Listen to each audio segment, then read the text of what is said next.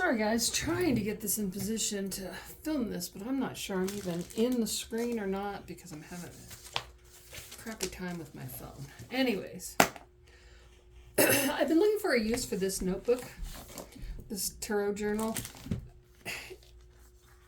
It's great, but I just don't read for myself that much, and I don't feel comfortable putting clients' readings in here or even writing them down much unless I have to for them. And then I get rid of them as soon as possible because I don't like keeping other people's information around. Anyways, so otherwise I like this booklet, and I decided I'm going to start purposing it for this and maybe other YouTube challenges when it comes to tarot. So we're moving on to the Bewitched Season of the Witch, Bewitched Seasonal Spread by Antoinette. Tarot and jewelry. Hashtags, I believe that Season of the Witch 2023. Anyways, so we've been working on the haunted house, the witch's house. That's the garden one. That's separate. Where's the house at? I've misplaced it now.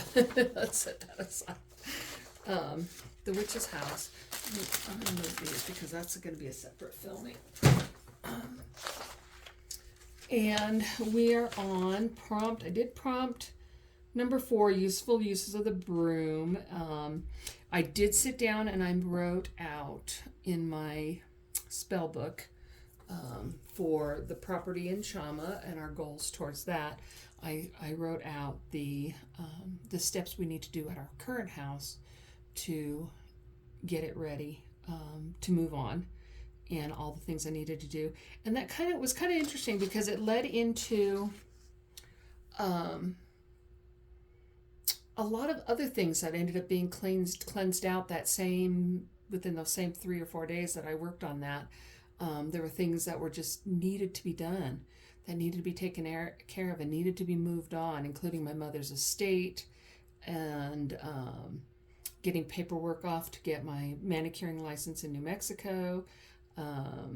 Little things like that, paperwork, shit that I've been sitting on for a long time and just have kind of shut down and didn't feel like dealing with. Now, to be fair, my daughter got married on September 15th, and we've been focused on that. So with that out of the way, that helped to move that along. Anyways, so we're down to prompt number 5 now.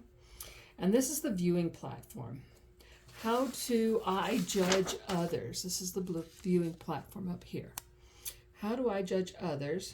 Count the ways. Select as many or as few cards as you're drawn to. Okay. Do a little shadow work journaling. Where does the judgment come from? What triggers the judgment? Recognition is key to changing the patterns. Being able to stop some of these negative traits before they cause us to feel resentful or even say things we may not truly mean. When it comes to judgmentalness, it gets worse as you get older. And frankly, I think I've gotten worse. I do a lot of judging. I get a lot of judging. And then again, but I also reprimand myself a lot, and where I have to basically say, you know what, put yourself in their shoes, just step away from it. If it's really bugging you that bad, step away from it. And it can be hard. It can be very, very hard. Sometimes you feed the wrong beast. Anyways, so that was that invisibility, authenticity from the last reading. I'm kind of keeping that out there for this in general. So my first card I chose was 9 of Cups. 9 of Cups is usually the wish card and stuff, but she looks so damn bored and unimpressed that I kind of get that feeling that kind of portrays me more from the image than the actual meaning of the card. Temperance, knowing your limitations. I tend to judge people on how temperate they are. Do they know their limitations? Do they know when to stop? and I can be very harsh on people that just have no control whatsoever. And then I got the death card, which is that transition. How are people able to transition through certain stages? I can get very frustrated with people who put no initiative in changing their ways or trying to see things in a different light. Again, coming back to that boredom look up there. And then I had 8 of Cups, walking away, letting it go emotionally. And I definitely do that. If I get really fed up with somebody, I will disconnect and walk away. I don't even give it a chance because once I've been wronged, I just let it go. I just don't think it's worth the energy to put into people who hurt so easily. Can hurt me so easily. So I can be a pretty judgy person when it comes to certain things, especially if it affects me directly. Other than that, usually the judgmentalness comes more from frustration. Now I did pick the 2 of Wands for the reason why. 2 of Wands is that that doorway, that opening, what can I achieve if I was to try.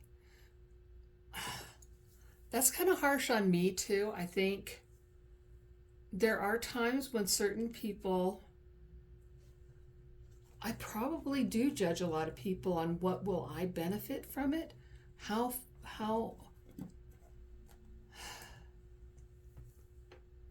I can, I don't want to say use them, but maybe use their knowledge to move forward. And maybe that's just where I become more judgmental when I'm wanting to proceed in something and I need somebody's help. And then I become probably more judgy than anything in a personal situation whatsoever. Because most people I work with and I've been friends with for a long, long time, and it's not so much judginess of them on a personal level. I think my judginess really comes out more when I'm trying to ascertain a method or wisdom to move forward in a project or something that I'm working on, which kind of flows into, this whole project thing that we're working on and trying to get through. So when I have to approach somebody for something to be done, I am very critical of where their words are coming from. I don't trust. I think that's a big thing. I don't trust the commercial enterprise of helping people, if that makes sense. So like repair people, road grade people that are calling for the road grader, people that we have to call for fencing, people that we have to call for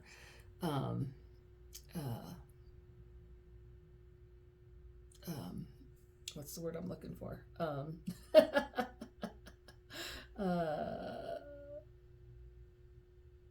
my God, I'm drawing a complete blank. Finding the borders of the property. It can be darn expensive, and sometimes I think people are just taking advantage of the naivety of newcomers, if that makes sense. So I'm very judgy when it comes to looking for help. I will admit that, and I don't think that's necessarily a bad thing. I think that is a good thing. When it carries over into the personal, people that I work with, people that I've known for years, that's when I need to pull on the brakes and not be so critical of that and not be so judgmental. And that's where I have to kind of let it go and walk away. Let the emotions out and walk away. People are people. They're going to do what they're going to do. But yeah, when it comes to getting projects done, I am way more judgmental, and I think it does. I think this definitely reflects that that opportunity thing, when that's the time, and that's the best time to be discerning as to how you look at people. You can get a lot just from feeling.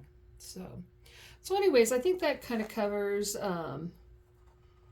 number 5. I'm very aware of my shortcomings, I think. I don't always, I'm not always diligent in correcting myself, and we can all stand to be better at that. But for the most part, I'm pretty aware of when I'm not in a good frame of mind for dealing with certain things. Anyways, and I have to walk away. So the next one is 6, intruder deter. What gets my hackles up? What pushes my buttons and goads me? That kind of feeds into this judgmentalness. If somebody pisses me off, I will shut them down. I just completely walk away and let it go. Intruder deterrence. I try not to let too much bother me. I am a firm believer in self-fulfilling prophecy, and things will come back on you. Or if you worry about it too much, it'll come, you attract it to you. So I tend to just kind of stay away from a lot of bad shit. I usually use, when I'm working, I don't do my house a whole lot, but probably once every couple of years I'll do a good cleansing. So like I have like iron stakes in the driveway. I will smudge and salt and light candles periodically to repel. I've also got some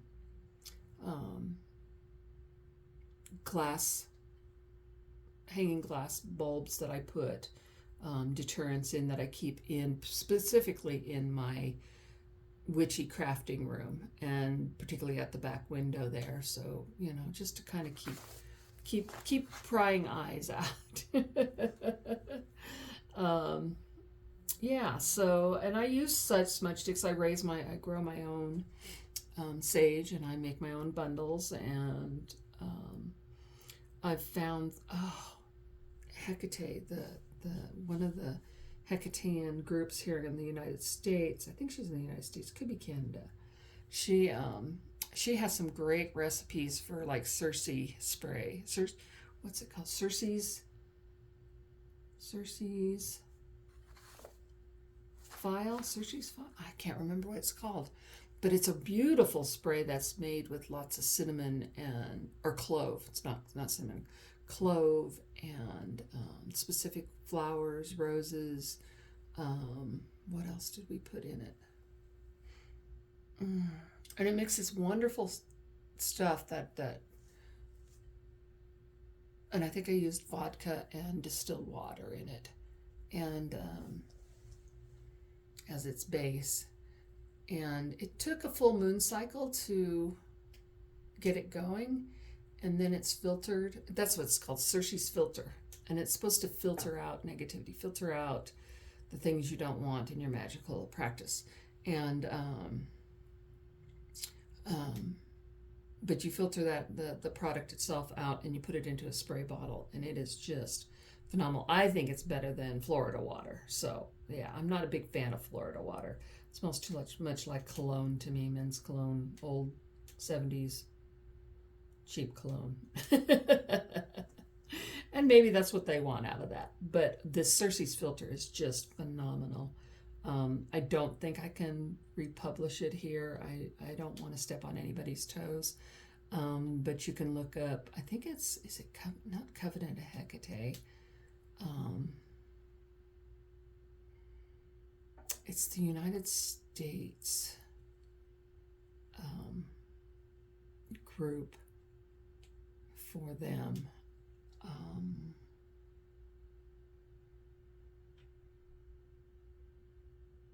I can't remember what it's called. If I remember it, I'll put it on the bottom of in the text, but I think it's something Keepers.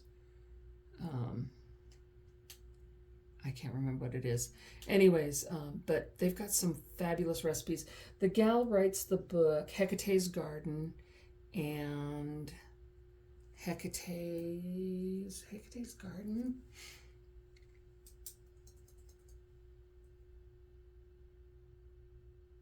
And that might actually be in that book. There's a second book that has another recipe that I wanted, the spirit spray that I wanted to make. But I think Hecate's Garden has the Cersei's filter in it. I'm not positive. And like I said, I'll link that below if I, when I put this up. Anyways, that's probably that. So that's number 5 and number 6, Intruder Deter and the Platform. Where is the Intruder Deter? Where is that up here? Intruder Deter is like this steeple up here on this point.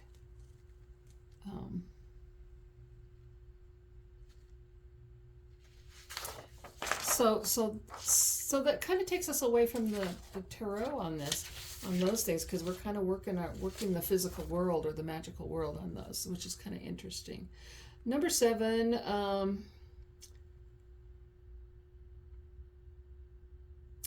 room with no windows or doors. What does need to be aired out today?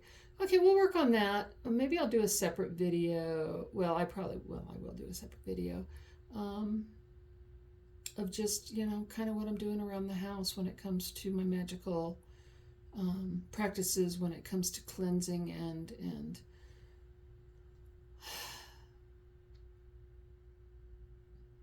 giving myself peace of mind. I think that's what I'll do, and I'll do that on videos. That's another video for number 7. And I think I'll run that with number 8, which is what energizes me. Yeah, I'll do that. I'll do 7 and 8 in a separate video for the lightning conductor and room with a view. Room with no windows or doors. So no view. Room with no view. Anyways, thank you for hanging with me. Sorry, I'm a little discombobulated. I was just kind of throwing this together before I left work, and I've been hesitating putting that off, and hesitating on making this video and getting it out there. So I think that's good. I do need to do some more journaling here. I'm going to put it down here, some of my thoughts on myself and the shadow work stuff, but we don't need to share that. Anyways, we'll talk to you later. Bye-bye.